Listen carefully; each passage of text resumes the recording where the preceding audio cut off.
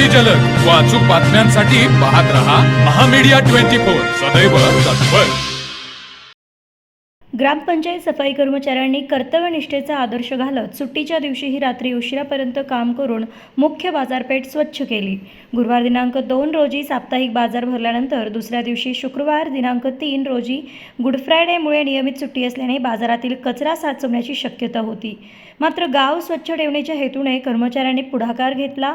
आरोग्य व स्वच्छता समितीचे सभापती शीतल खोत यांच्या सूचनेनुसार गुरुवारी रात्री 9 ते 12:30 या वेळेत सफाई कर्मचाऱ्यांनी एकत्र येत बाजारपेठेतील सर्व कचरा हटवून परिसर स्वच्छ केला।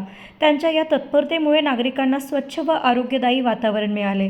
या उपक्रमात सरपंच राजश्री रुकळीकर, उपसरपंच पाकिजा राजू मुलानी, ग्रामपंचायत सदस्य तसेच सफाई कर्मचारी सुभाष साळवे, कोंडीराम मोरे, शरद शिंगे, पप्पू खांडेकर, ट्रॅक्टर चालक मनोज कांबळे, सोनू कोळी, गीता कांबळे, अनिता मोरे, रेश्मा कांबळे व शोभा कांबळे यांनी सहभाग घेतला।